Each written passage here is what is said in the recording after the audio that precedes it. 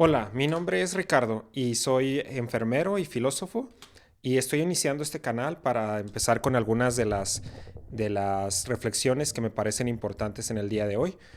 Yo simplemente soy un católico más, un ser humano más que trata de enfrentarse en el día a día y tratar de encontrar las respuestas a las preguntas más profundas, más difíciles que existen en el día de hoy, pero haciéndolo desde un enfoque en el que sea completamente vivencial, ¿no? Encontrando las verdaderas respuestas para lo que buscamos en el día a día.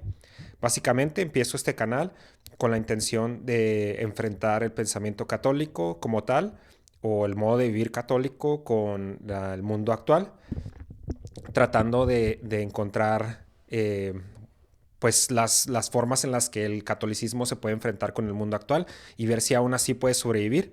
Yo básicamente empiezo este canal con la premisa de que si el catolicismo es verdadero, que si es real, que si podemos creer realmente en el Dios que nos presenta el catolicismo, entonces no solamente este pensamiento, esta manera de ver el mundo, esta manera de vivir podrá ser como tal enfrentada a los problemas actuales, sino que también puede proveer las soluciones más profundas, los análisis más profundos desde esos problemas. Entonces yo pienso que esa es la manera correcta de ver el mundo y pues trato de encontrar la forma de llevarlo a las demás personas o inclusive pues falsear tal vez mi pensamiento, ¿no? Entonces esa es la premisa bajo la cual empieza este podcast y primer capítulo de esto pues estoy haciéndolo a través de uno de los libros que pienso que mejor representan el pensamiento detrás de este podcast, que es precisamente el libro de Karol Wojtyła, mejor conocido como San Juan Pablo II,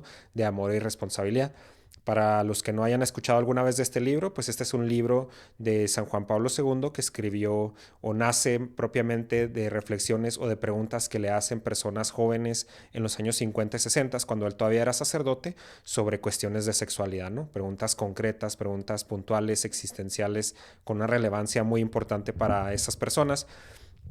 Y yo pienso que este, pues este libro de cierta manera representa muy bien lo que quiero hacer en este canal, por eso empiezo con esta reflexión en torno a este libro y los siguientes capítulos serán precisamente esto. Tal vez es un tema más de nicho, pero pues quisiera empezar con esto para pasar después a temas más puntuales y pienso que el libro de Amor y Responsabilidad provee una respuesta o una reflexión precisamente a lo que vemos en la actualidad sobre problemas de sexualidad y cómo estos problemas pues han crecido y se han propagado a otras partes de la sociedad y pues son un problema muy relevante ahorita. Muchos de los problemas más grandes que vemos en la actualidad tienen que ver con sexualidad, con identidad. Entonces, ¿podrá la reflexión de un sacerdote en los años 50, 60 ser relevante hoy? ¿Podrá ser esa reflexión buena para nosotros hoy? Eso es lo que vamos a ver a través de esta pequeña serie. Y pues este libro responde a preguntas muy puntuales que son ¿qué es el amor? ¿Qué relación hay entre afectividad y sexualidad? ¿La castidad es una virtud positiva o un comportamiento represivo? Entre otras preguntas. Entonces, pues eso es lo que estaremos viendo a través de esta reflexión, introducción bueno, en este primer capítulo haremos una introducción a este libro, un poco más general y en torno a un filósofo puntual que hace su propia reflexión en torno al libro, que me parece que es muy buena y muy relevante para empezar con esta reflexión. Bueno, y tal como habíamos dicho, pues empezaremos con esta reflexión de este libro, haciéndolo a través de, este, de esta introducción que hace Juan Manuel Juan Manuel Burgos Velasco, que es un filósofo español, que él es propiamente pues, fundador y presidente de la Asociación Española de Personalismo. Personalismo es una filosofía muy puntual en el que pues, prácticamente este libro utiliza como metodología para poder llegar a las reflexiones que llegan, ¿no? Y a justificar ciertas reflexiones. Entonces, por eso es que esta introducción me parece importante. Regularmente no me gustan las introducciones, no me gusta leerlas porque de cierta manera condicionan los libros, pero en este caso puntualmente creo que es importante porque te da un panorama general de lo que sucede en el libro y pues es una gran introducción. Entonces, en la introducción hace un énfasis en que San Juan Pablo, pues en ese tiempo sobre todo, o durante lo largo de toda su vida en general, pues él fue una persona que fue muy enamorado de la del amor, o sea, ser una persona que a lo largo de todas sus reflexiones él estaba muy centrado en el amor. Y en este caso de este libro particular, pues él hace una reflexión filosófica del amor, por eso es que me parece importante y a veces podrá perderse en algunas cuestiones muy técnicas o en problemas filosóficos abstractos, pero a fin de cuentas este libro nace de la preocupación de jóvenes católicos en los 60, 50 y 60. Por eso es que me parece importante, porque esta reflexión es completamente, nace de la experiencia vivencial. Y si nos ponemos a pensar en el día a día, nosotros no nos importa, no nos interesa las, las cuestiones filosóficas abstractas, no nos importan las preguntas filosóficas abstractas, sino que nos importan realmente las cosas o los pensamientos que tienen una relevancia importante en nuestra existencia puntual. O sea, ¿qué es lo que hoy en día me interesa? ¿Qué es lo que hoy en día es un problema para mí? ¿Qué es lo que hoy en día es algo que me hace ruido? ¿Y cómo puedo vivir de una forma distinta? Por eso es que el libro de Juan Pablo II es importante hoy. No te da una respuesta eh, del libro, de un catecismo que podríamos leer tal vez que pueda decir, no, es malo hacer este acto sexual, es bueno hacer esto, es malo hacer esto, sino que te habla de cosas concretas, pero desde un punto de vista muy, muy profundo, muy, muy profundo. Y aquí no quiero hacer menos al catecismo ni nada de eso, sino que simplemente estoy diciendo que este libro tiene una relevancia muy importante hoy. Y quizás podríamos preguntarnos hoy, ¿qué relevancia tiene este texto el día de hoy? Y a veces esa pregunta puede ser un poco difícil de responder, ¿no? O sea, algunos libros suelen ser escritos para su tiempo. Por ejemplo, si este libro fue escrito para los 50, 60 jóvenes de esa época, tal vez podamos decir, ahorita no tiene ninguna relevancia, pero puede ser que podamos decir también lo que tocaba en ese momento es relevante ahorita. Tocó una fibra tan profunda, tan puntual, tan real que es relevante hoy, o sea, y será relevante a lo largo de todos los tiempos. Inclusive Juan Manuel menciona que hay libros que suelen ser precisamente obras clásicas porque tocan cuestiones que son propiamente tan profundas, tan reales para la persona que suelen ser relevantes a lo largo de toda la historia, ¿no? En eso vemos en algunas obras que son clásicas. Esta me parece que junto con Juan Manuel, como mencionaba ahorita, piensa él y yo pienso también junto a él, que es una obra relevante, ¿no? Entonces, por eso mismo, porque toca las fibras profundas de nuestro corazón y toca una profundidad que otros libros no tocan, ¿no? A veces en la sexualidad podemos perdernos en la cosa concreta y hablar de cuestiones concretas y no tocamos lo que hay debajo de ese canal o de esa fibra que estamos tratando de responder a ese problema, no vemos el problema profundo que hay ahí. Yo pienso que este libro completamente responde a esa pregunta, o por lo menos hace un intento muy bueno para hacerlo, y lo veremos a lo largo de los demás videos que estaremos haciendo, pero lo vemos muy propiamente también en esta introducción. Y bien, pues ahora podemos pasar a los rasgos concretos que fortalecen esta obra como una obra clásica o que va más allá del tiempo en el que se escribió, tal como argumenta en la introducción Juan Manuel. Entonces, uno de los primeros puntos que él menciona es que Karol Wojtyła es un hombre audaz o un hombre que tenía un impulso interior muy grande por abrir ciertos caminos que superaran el paso de los tiempos. ¿Qué quiere decir esto? Que él buscaba aquella fibra, como habíamos dicho ahorita, esta pequeña fibra que estuviera debajo del problema particular, que nos hablara de una cuestión un poco más, más concreta o más, perdón, un poco más profunda. Y una de las intenciones que él tenía, pues era este encuentro entre la tradición y la actualidad, ¿no? Que inclusive también es uno de los propósitos que tiene este canal que estoy empezando. Tiene este propósito precisamente de esto, ¿no? De llevar a cabo este encuentro entre lo tradicional, entre lo objetivo y lo subjetivo o lo actual, ¿no? La experiencia actual. Y el segundo punto que menciona Juan Manuel es que va un poco unido al problema anterior, es que había un gran bloqueo en su tiempo, inclusive yo diría que también ahorita, aunque tal vez nos hemos enfocado un poco más hacia otro lado, que es pues este problema que era una existencia, había ciertas reglas que la gente entendía que existían estas reglas, pero no entendían a veces el por qué estaban estas reglas, ¿no? Por ejemplo, la mayoría de la gente conocía el qué de la sexualidad, o sea, conocían qué es lo que tenían que hacer, qué es lo que no tenían que hacer y cuáles eran los límites que tenían que, pues, que estaban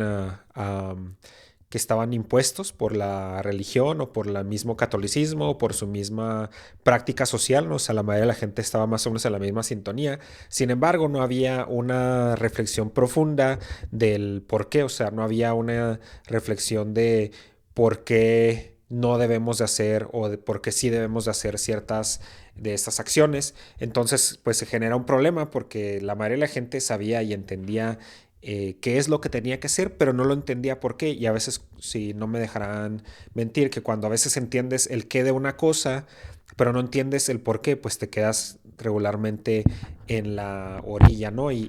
Pues a veces hasta dejas de hacer esa pequeña cosa o esa cosa que estabas haciendo precisamente porque no ves, dejas de ver las razones de por qué hacerlo, ¿no? Eh, y yo argumentaría que nuestro tiempo es un poco diferente, aunque la obra sigue siendo muy relevante por el por qué. Esta obra de San Juan Pablo trata de responder la pregunta del por qué debemos de seguir estas reglas, por qué debemos de seguir esta ética sexual o por qué no debemos de seguir la ética sexual que se promueve ahorita en nuestro tiempo, que se promovía en tiempos pasados, o el libertinaje sexual. Pero ahora en nuestro tiempo es un poquito más complicado, creo yo, o argumentaría yo, porque ya no es tanto así. Ahora la mayoría de la gente no solamente no entiende el qué, sino digo, no entiende el por qué, sino nomás tampoco no entienden el qué, o sea, cuál es la razón por la cual no debemos de hacer ciertas prácticas o digo, pero cuáles las cosas que no debemos de hacer, ¿no? A veces, ahora es más complicado a veces transmitir eso, porque ya nos hemos normalizado mucho, hemos normalizado ciertos actos sexuales o ciertas prácticas sexuales y por eso es más difícil ahora porque ya ni siquiera está el qué. Sin embargo, pues recordando la obra en el panorama católico de los años 50 y 60, y creo que podemos ver un paralelo a nuestra época, pues había dos grandes fuerzas que se imponían ante la ética sexual católica y que eran una alternativa para la mayoría de las personas para acercarse a un punto de vista diferente, que es por un lado la cuestión teórica y por el otro la cuestión práctica. Por el lado de lo teórico, pues estaba la ética o el pensamiento freudiano y el pensamiento marxista, ¿no? Que básicamente tienen una fuerza teórica muy poderosa y pues tratan de imponer estas visiones un poco más libres de la sexualidad, ¿no? Y se ve, por ejemplo, la sexualidad en el marxismo como una fuerza para la lucha de las clases o inclusive, pues ahí tiene la raíz, mucha parte del feminismo moderno tiene su raíz en el marxismo y por otra parte, pues el pensamiento freudiano trata de proveer una reflexión o un pensamiento distinto al convencional o al tradicional en cuanto a la sexualidad, ¿no? Él promueve una interpretación de la sexualidad en base al inconsciente y a cuestiones un poco de la psicología humana que son interesantes aún así tomarlos, pero pues que promovían pensamientos sexuales muy distintos a los del tradicional catolicismo. Y por otro lado, la práctica sexual pues también se fue por otro lado, por preceptos más fáciles de seguir, ¿no? Porque a veces no es tan fácil para una persona, por ejemplo, en el caso de las relaciones antes del matrimonio, decir, no, pues me voy a esperar hasta el matrimonio, ¿no? Cada vez es más difícil, creo, como por la práctica y la normalidad que se da de esta práctica. Y por lo mismo es que la práctica sexual o el pensamiento práctico tomó el espacio que dejó de cierta manera esta visión sexual del catolicismo que es puramente negativa, ¿no? Esta es una de las, es lo que se refiere San Juan Pablo con el gran bloqueo, ¿no?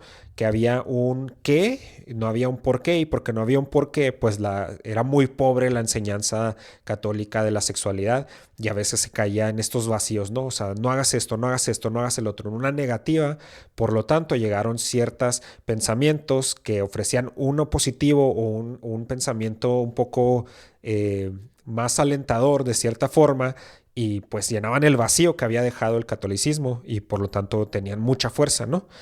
Ahora en nuestro tiempo creo que es similar, pues ha sucedido así un poco con la ideología de género o con la filosofía ultracientificista o con el pensamiento ultracientificista, ¿no?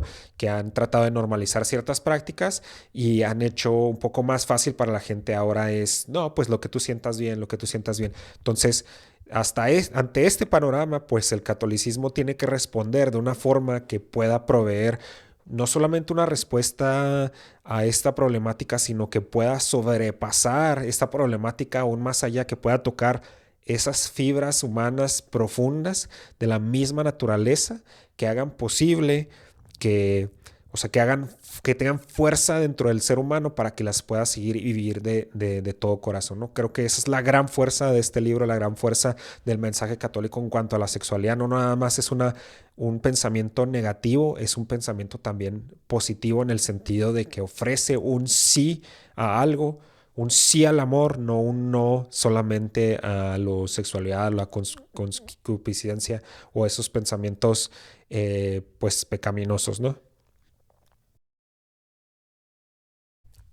A raíz de esto, pues tenemos que San Juan Pablo presenta precisamente, hace una primera observación que lo lleva a una pregunta profunda que es, o sea, cómo hemos llegado hasta aquí? O sea, ¿cómo es que ha llegado el pensamiento católico hasta este punto en el que solamente vemos lo sexual como algo negativo, ¿no? Y estoy hablando desde la perspectiva del autor, inclusive creo, les digo, o sea, tal vez es un poco distinto a la época moderna, ahorita como lo estamos viviendo, sin embargo hay ciertos paralelos que nos ayudan, que nos dan bastantes luces, ¿no? Y precisamente se hace esta pregunta y encuentra una respuesta un poco que ahora sí pienso que tiene una relevancia muy grande en nuestro tiempo, que es que el matrimonio existía sin el amor. Es decir, el matrimonio solamente existía como una forma de procreación, o como más bien no una forma, sino como la forma de procreación o donde debían de crecer las familias, que no está mal, no es un pensamiento anticristiano y de hecho veremos más adelante que es el primer motor, por así decirlo, del matrimonio. Sin embargo, no existe el matrimonio católico fuera del amor. O sea, el amor es el fundamento de este gran sacramento. Sí, inclusive podemos llegarnos a preguntar, ¿tiene sentido la visión del matrimonio sin el amor? O sea, ¿tiene sentido un matrimonio sin amor?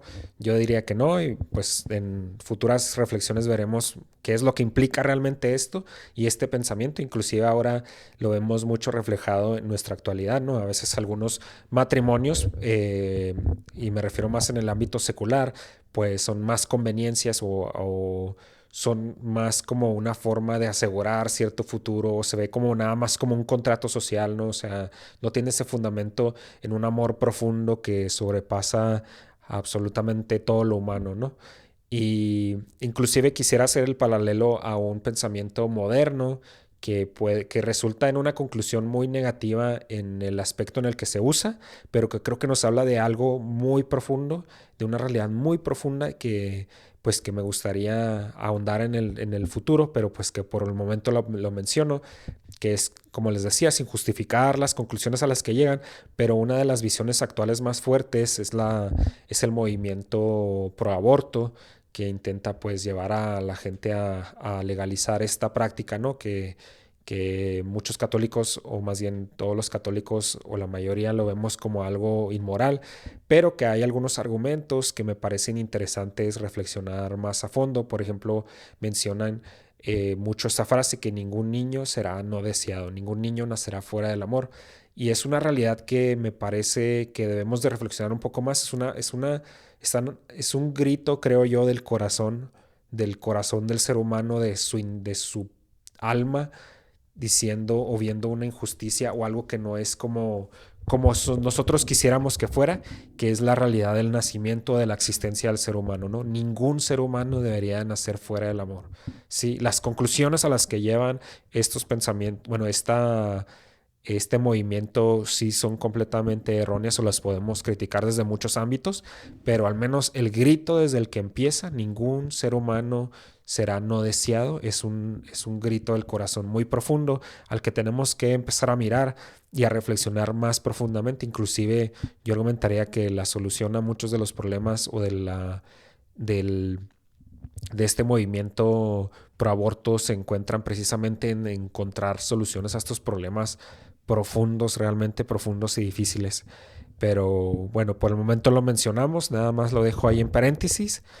Y, pues ya en San Juan Pablo, pues buscar responder precisamente al significado profundo del amor, ¿no? Es decir, como que para él la ética sexual o este pensamiento sexual católico no tiene ningún tipo de sentido fuera del amor. O sea, el amor es lo único que le da sentido a este pensamiento, ¿no? Es la única forma de completar y de llevar a la plenitud, a la perfección, la ética sexual o el ambiente sexual del ser humano. Y por eso es que será muy importante durante todo este libro, reflexionaremos y hablaremos del amor precisamente.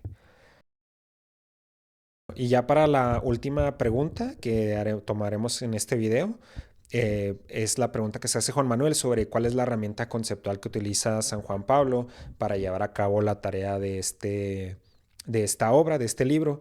Y obviamente esta es una pregunta que puede ser un poco más tediosa, un poco más técnica, y por eso trataré de simplificarlo lo más que se pueda. Básicamente, pues una herramienta conceptual es, por ejemplo, cuando tomamos el caso de que queremos poner un cuadro en una casa, pues tomamos un martillo y un clavo y pues lo clavamos para poder colgar el cuadro, ¿no? No es es algo que nos ayuda a llevar a cabo esa tarea. De manera similar, cuando quieres hacer una tarea más académica o más intelectual, pues tomas una herramienta que te ayude a llevar a cabo esa tarea. En el caso de la herramienta conceptual, pues es algo que te provee primero, pues un punto de entrada por donde empezar, y también pues te da un marco de referencia, aparte de que te da las capacidades de analizar ciertas cuestiones más concretas.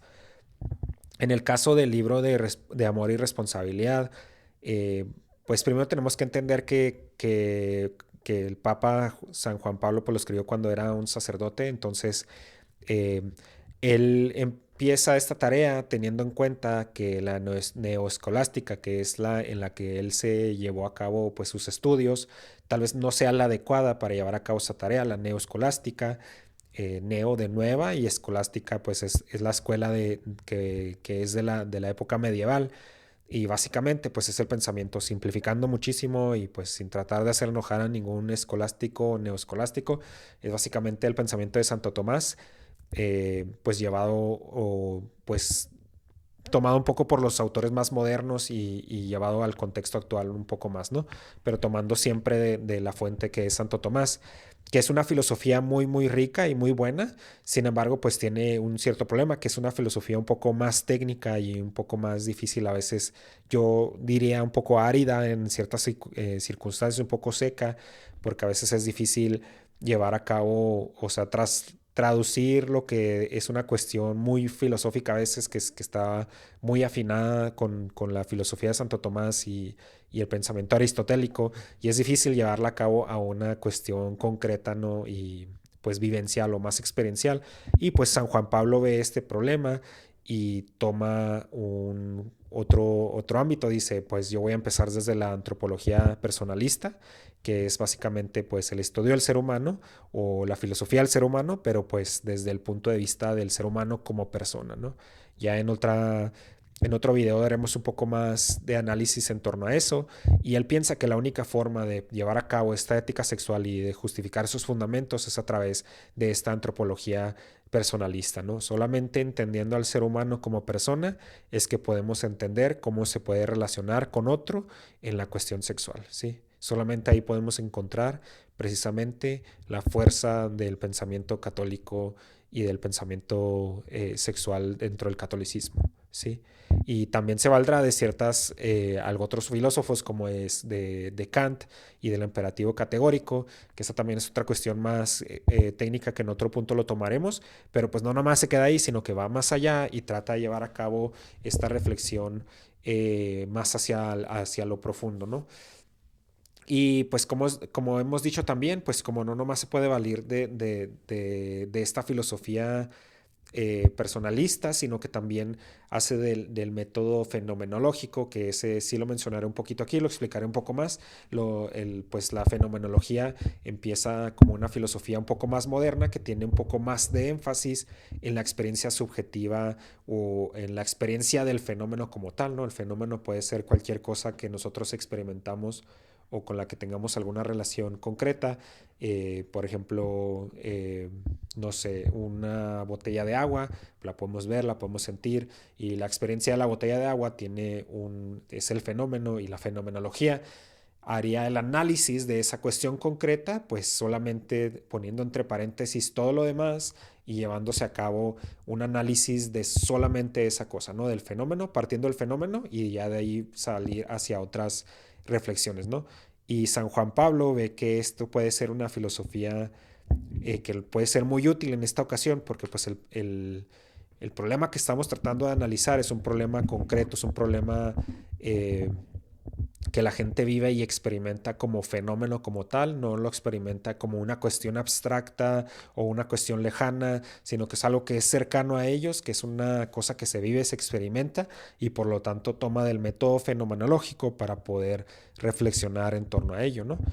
Y pues como decíamos, trata de hacer un encuentro entre estas dos cuestiones, ¿no? Entre la filosofía un poco más objetivista, como lo es la escolástica, Santo Tomás y el pensamiento cristiano en torno a eso, pero también teniendo en cuenta lo subjetivo, lo actual, lo moderno, de cierta forma, el pensamiento moderno que se enfoca un poco más en lo ideológico, en lo subjetivista. Entonces es este encuentro entre estas dos cuestiones, es muy interesante, a mí me parece que es una forma de encontrar muchísima riqueza en este libro, y precisamente con eso es con lo que concluyo, ¿no? O sea, con esta reflexión, en parte, este canal pues tiene la intención de hacer precisamente eso, de llevar a cabo este encuentro entre estas cuestiones que a veces pueden ser muy complicadas o difíciles, y ver cómo las podemos vivir en el día a día. O sea, yo solamente soy un católico que intenta llevar a cabo su tarea de evangelización de cierta forma, o su tarea de encontrar al mundo con este pensamiento, pero también yo estoy tratando de encontrar verdaderamente qué es lo que es real, qué es lo que es verdadero, qué es lo que me va a hacer más feliz. Y precisamente por eso empiezo este canal. Es un ejercicio intelectual o un ejercicio personal para mí más que nada. Y pues básicamente es eso. O sea, quiero encontrar realmente cómo podemos poner el catolicismo de encuentro con el mundo actual. Y pues espero verlos en el próximo episodio. Trataré de hacer los episodios para que sean cada uno se pueda ver por sí solo, o si se quiere ver toda la serie, pues se vea toda la serie, ¿no? Me enfocaré en esto que es un poco más de nicho, pero pues por ahí empiezo, ¿no? Y espero verlos la próxima vez que suba un video, y pues si les gusta el video, denle like y suscríbanse. Nos vemos.